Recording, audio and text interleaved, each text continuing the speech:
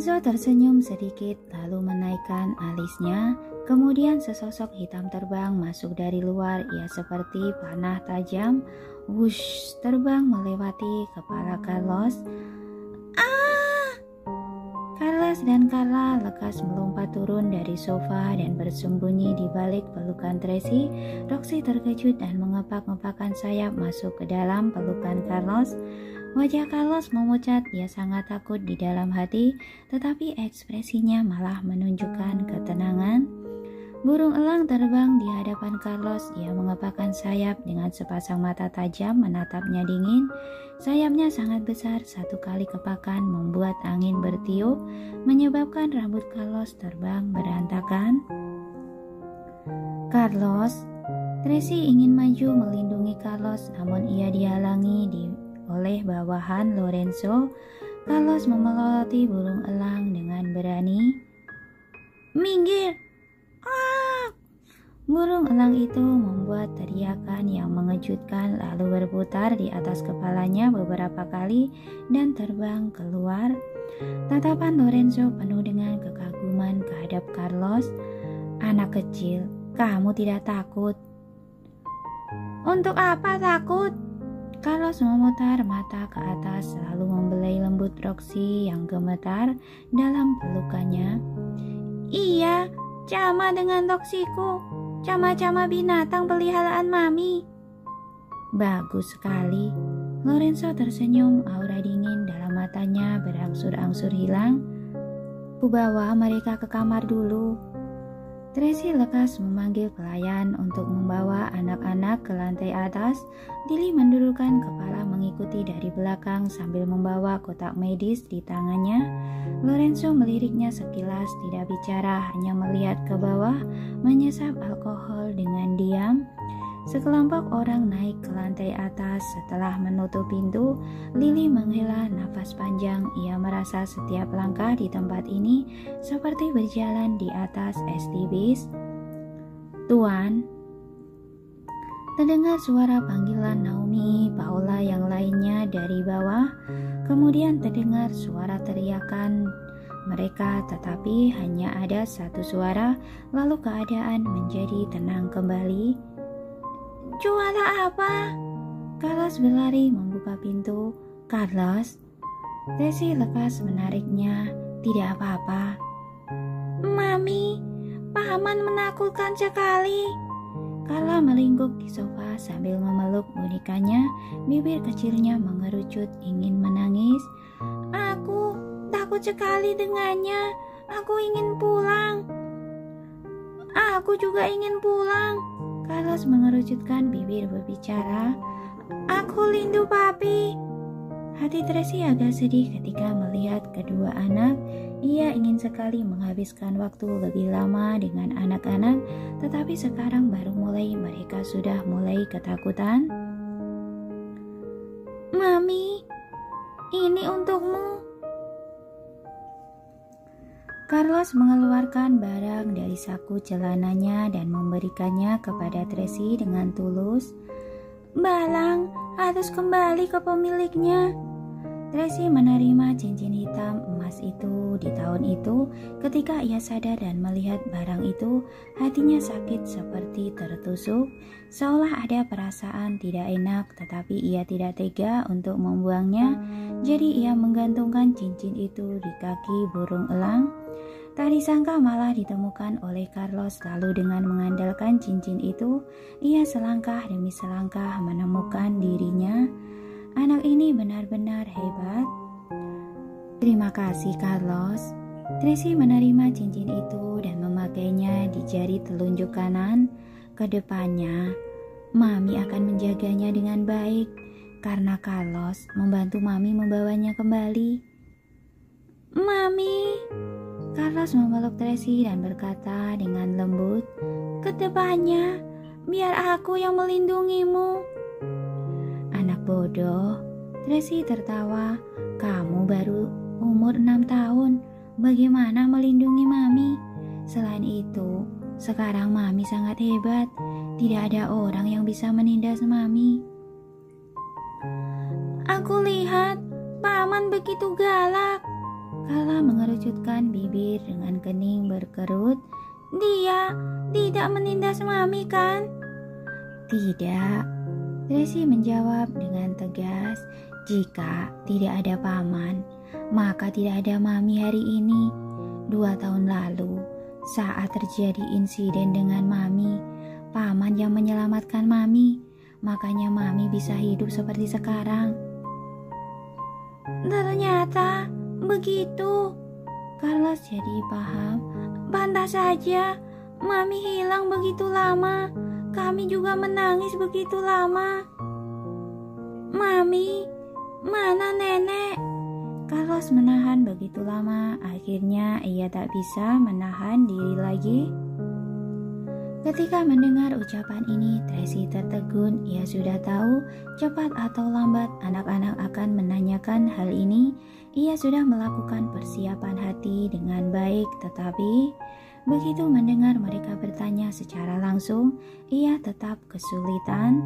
Ia tidak tahu bagaimana menghadapinya dan bagaimana menjawab mereka.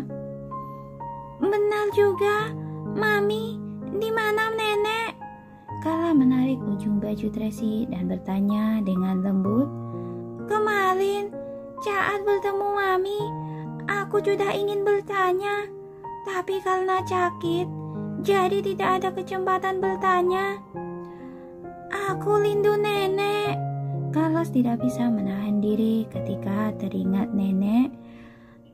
Aku ingin makan bakpao babi buatan nenek, nasi ayam ketan, dan juga kue sayuran. Iya, aku juga ingin. Ketika membicarakan hal ini, air liur Carla sudah mulai menetes keluar. Sudah lama sekali tidak makan masakan nenek. Aku sudah jadi kurus.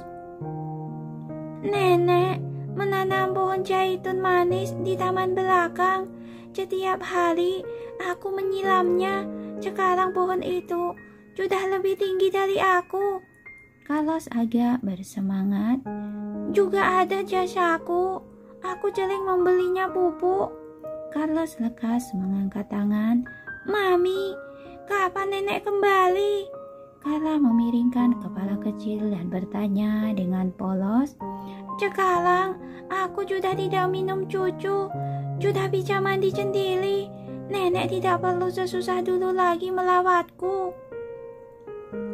Ketika mendengar ucapan anak-anak, mata Tracy memerah. Ia melupakan banyak hal, tetapi ketika mendengar masa lalu indah yang mereka ceritakan, seolah memberikan kehangatan yang mampu menyinari hatinya. Hanya saja masa indah itu tidak akan kembali lagi karena Bibi Juni sudah tidak ada. Mami, kenapa? Carla menggunakan tangan kecil lembutnya menangkuk pipi Tracy dan bertanya dengan lembut. Mami menangis. Mami, apa nenek sakit? Carlos menarik ujung pakaian Tracy dengan lembut dan menenangkannya. Tidak apa, keterampilan medis Dr. Lily sangat hebat, pasti dapat menyembuhkannya. Ketika Lily mendengar ucapannya, hatinya juga ikut sedih. Sebenarnya ia sudah tahu bahwa terjadi sesuatu dengan Bibi Juni.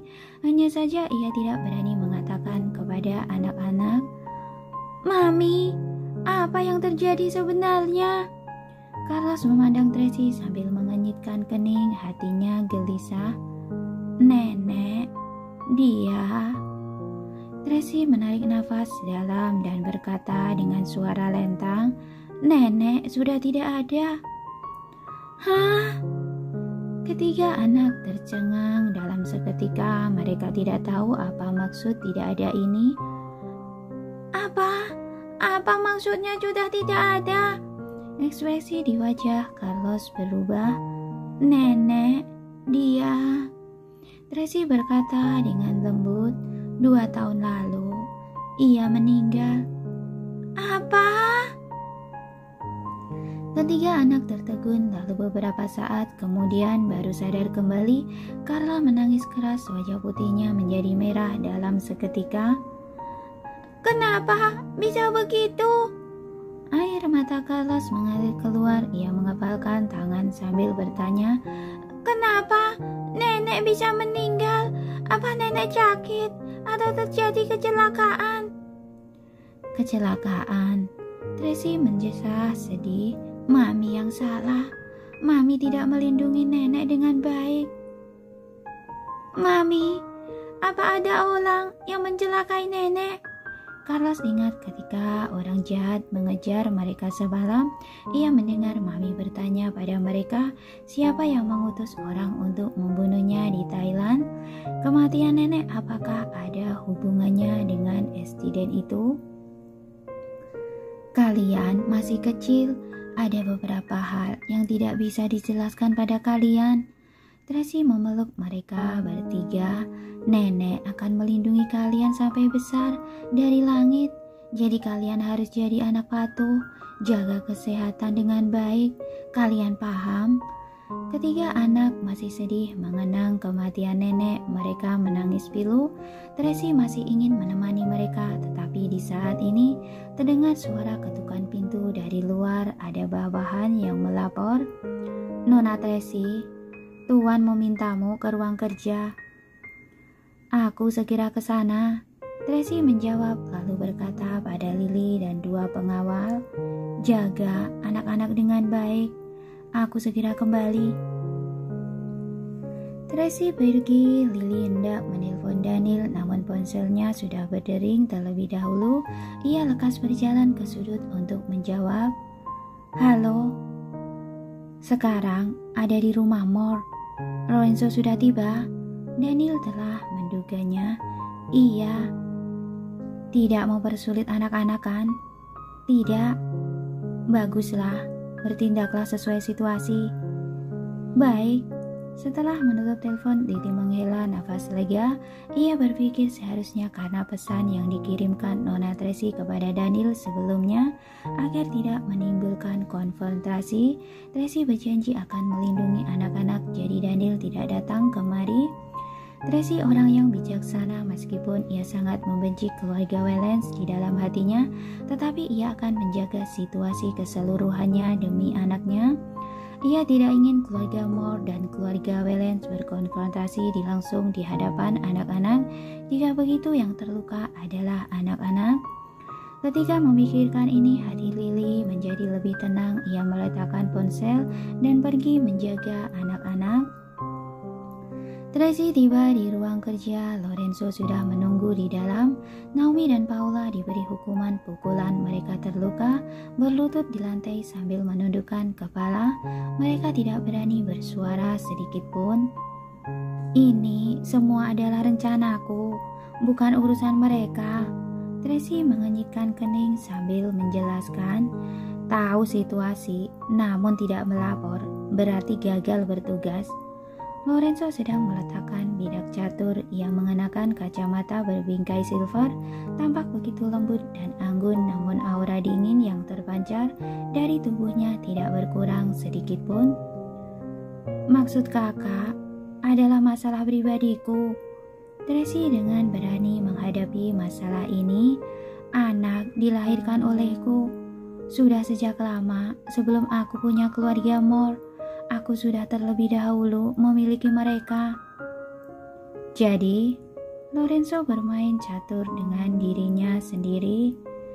Aku ingin menjemput mereka kembali dan membesarkannya di sisiku.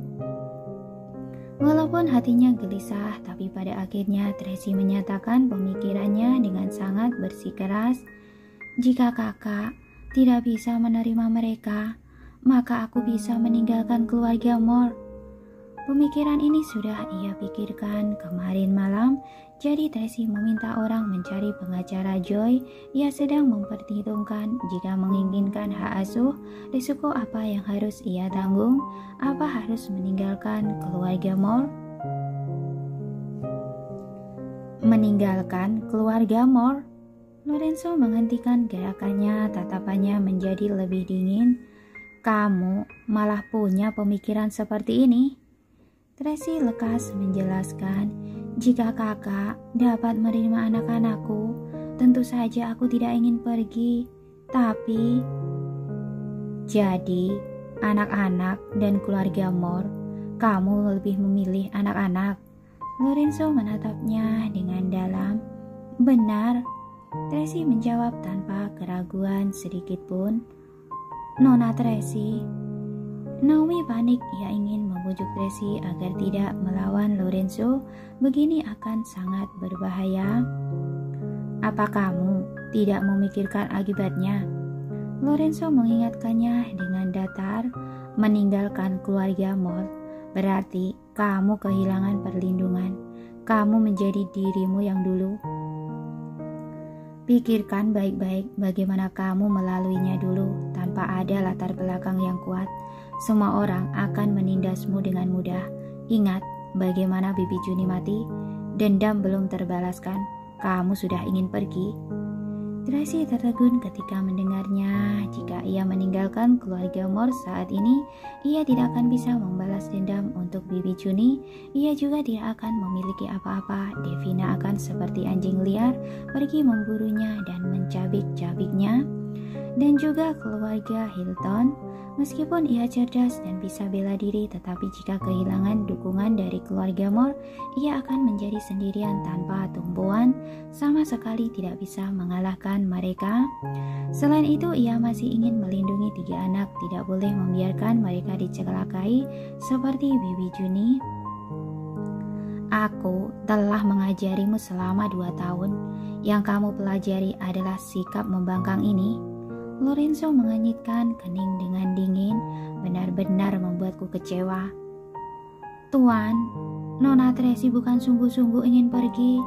Ia hanya cemas pada anak-anak. Paula tak bisa menahan diri, ia membantunya memohon, tolong Tuan beri Nona 1 kesempatan lagi. Benar Tuan, Nona Tracy adalah satu-satunya anggota keluargamu. Anda tidak bisa melepaskannya begitu saja. Naomi juga memohon dengan air mata menggenang. Lorenzo agak mengenyitkan kening, cahaya dingin muncul di pupil kuning kecoklatannya. Diam. Tracy lekas berseru dengan keras sambil memberikan kode mata. Kedua orang itu menundukkan kepala, tidak berani bicara lagi. Kakak, jangan marah. Tracy tidak ingin membuat Lorenzo marah. Ia memikirkan strategi lain. Nanti saja, bicarakan masalah anak. Aku antarkan mereka pulang ke rumah Wellens dulu. Anak-anak sangat menggemaskan. Lorenzo tiba-tiba menyela ucapannya. Aku tidak pernah bilang tidak menerima mereka. Tracy tertegun sesaat sebelum kesadarannya kembali. Ia bertanya dengan senang. Maksud kakak? Kakak bersedia menerima anak-anak? Wajah mereka mirip denganku. Lorenzo lanjut meletakkan caturnya. Anggota keluarga Moore dingin dan kalem. Dengan adanya beberapa anak akan lebih ramai. Kakak sungguh berpikir demikian? Tracy sangat berantusias. Iya. Lorenzo menyunggingkan senyuman. Temani anak-anak dengan baik. Terima kasih kakak. Tracy sangat senang. Awalnya dirinya mengira Lorenzo tidak akan menerima 3 anaknya. Jadi hatinya gelisah. Tak disangka ia bisa begitu cepat menerimanya. Mungkin karena ia ingin menggunakan cara ini untuk membiarkan dirinya tinggal. Atau mungkin anak-anak mirip dengannya dan ia merasa akrab. Entah apapun alasannya, selama anak-anak diperbolehkan tinggal di keluarga Moore, maka itu adalah hal baik. Tracy ingin memberitahukan kabar ini kepada anak-anak, tetapi ketika berjalan di depan pintu, ia mendengar Carla bertanya pada Lily, Dokter Lily, kapan kami boleh pulang? Aku rindu papi. Aku juga ingin pulang. Carlos agak tidak bersemangat. Aku ingin mami pulang bersama kami. Benar, bawa mami pulang. Carla mengangguk-anggukkan kepala. Dokter Lily, telepon papi. Minta papi jemput kami ya. Aku juga ingin telepon, tapi Lily tidak berani bicara. Matanya melihat ke arah pintu. Tracy mendorong pintu dan menenangkan mereka dengan lembut. Anak-anak, sekarang kalian masih sakit. Harus banyak istirahat. Tunggu kalian agak sehat, baru kita diskusi lagi masalah ini ya. Mami, aku sekarang sudah tidak sakit. Carla lekas duduk berpura-pura semangat. Ia juga melompat beberapa kali di atas ranjang. Lihat, aku begitu sehat. Aku juga sehat. Aku bisa bela diri.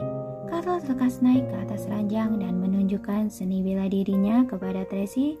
Tracy memandang anak-anak dengan lembut. Ia ingin tertawa, tetapi tidak bisa tertawa. Hatinya sangat kecewa.